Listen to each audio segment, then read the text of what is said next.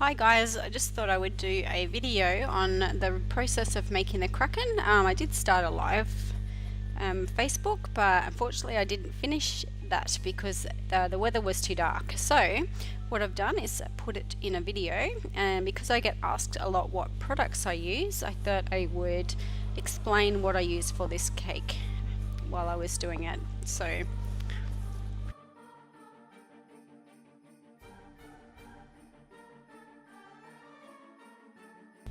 the inspiration for this cake came from a beautiful sculpture at SeaWorld on the Gold Coast, and it was for my son, and he's absolutely obsessed, so that was what was to be made. So I started with a board, and underneath the board is where I attached the armature wire because I really wanted to keep wire and cake separate to be food safe. So I used threaded rod as an armature, and I used normal armature wire, and then I padded that all out with alfoil to make it nice and secure, and then shaped the tentacles, and I'm adding modelling chocolate to the tentacles. My recipe is on my YouTube channel and method. It's a really good solid chocolate that's quite easy to work with, so go and check that out. To do the detail onto the eyes, I sculpted onto the actual cake with my same modelling chocolate. So I go in and sculpt onto that, and then when you lay the fondant over in the end, you get a nice shape to go over. This cake was quite basic. If you look at my bust cakes, I actually do pretty much the whole head in modelling chocolate over the cake, so I can work on it as long as I like. But this one was a bit easier, so that's what I'm doing in this section.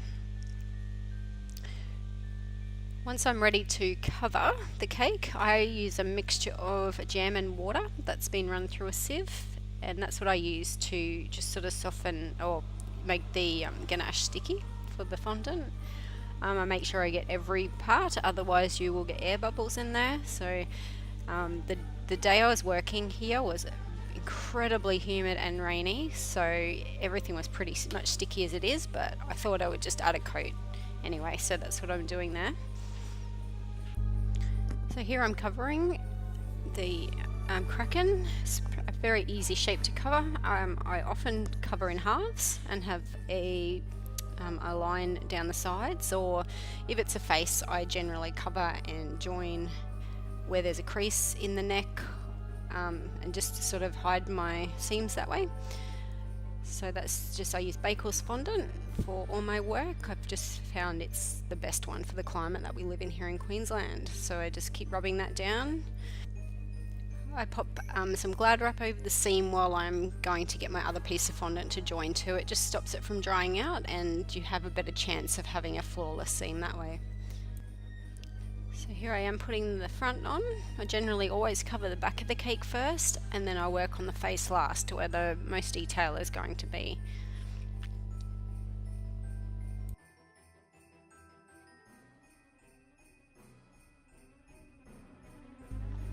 So as I'm joining the edges, I just take a little paring knife and I just go down, and I cut a straight line, and that way I just join the icing together.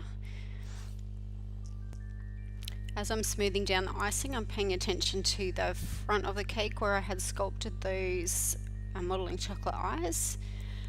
I do recommend using acupuncture needles, but for this cake I didn't need it. It wasn't a very hard shape, and if you cover your cake enough in syrup first, you shouldn't get too many air bubbles. Here I'm actually hand sculpting on the pattern of the skin. I did have a texture mat somewhere left over from a competition, and I could not find it, so I literally spent an hour and a half texturing the whole cake. Okay, so covering the tentacles, I decided to just do them this way and join at the base of the Kraken to hide any sort of join lines. I didn't film all of this because I was in a hurry that day, so that's basically what I did with all the tentacles, and then I went ahead and textured those as well. Okay, time for the eyes. So Basically, I just put balls in to the socket and I judge if it's the right size. I normally get a piece of icing, break it in half, and I can judge just by the weight of it if I'm around about the same amount. So I pop the icing in the socket and I'm going around it with a rubber tip shaper just to sort of blend the edges, make it stay and give it more of a sort of dome shape rather than just a ball. So I just go through and do that. So now we're up to the airbrushing. I don't often airbrush cakes, but I just wanted to be a bit faster today. So when I do airbrush, I use an Iwata airbrush and I attach it to an industrial compressor just because I don't have a small compressor. So on the industrial compressor I use a regulator so I can adjust my PSI, and I normally have it, depending on what I'm doing, at about 15 to 20 PSI. Depends on what cake I'm working on. So what I'm doing here is I'm spraying the airbrush on. I'm using Americolor avocado, I believe. So I'm spraying it on into the texture and then I'm just wiping it off so that texture picks up the darker color, and then I just have the lighter color over the top. Okay guys, so I stopped filming because it was so dark at that point in time. It was really rainy here on the Gold Coast. As you can see, there's shine on the icing there. So that was the struggle I had with the humidity with this cake. It was just, yeah, pretty bad. So I'm up to painting the eyes. So I'm using I believe it's a Barco orange dust. I will put the image here when I get a hold of it. And I mix that with rose spirit, which I believe is a 95% alcohol. I just prefer that because it leaves the cake nice and dry and not sticky, that's a reason why sometimes I do avoid airbrushing, because I do find it still leaves the cake just a little bit sticky and I don't like that. So at this point I'm just filling in the eyes with the base color, and I will go around the edges a darker color to just give it more of a round shape.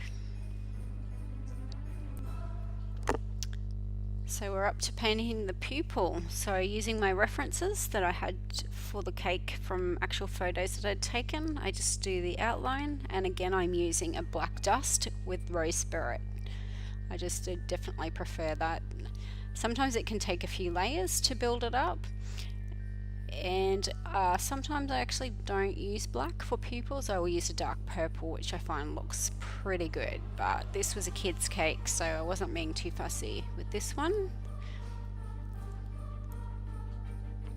So in this part here I'm painting around the pupil in yellow,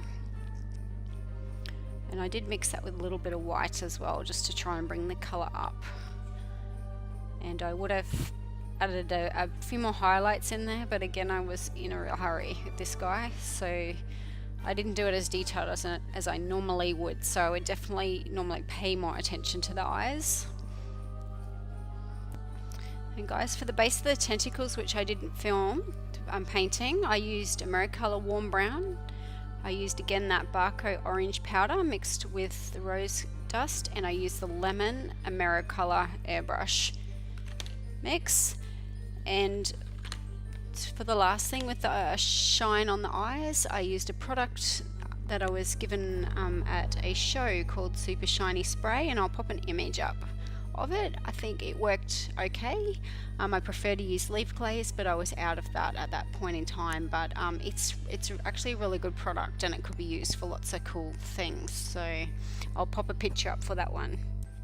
And that's the end of the process of the Kraken Cake. If there's any questions, just email me or contact me through social media, and I'm going to leave you guys with some lovely images of SeaWorld on the Gold Coast.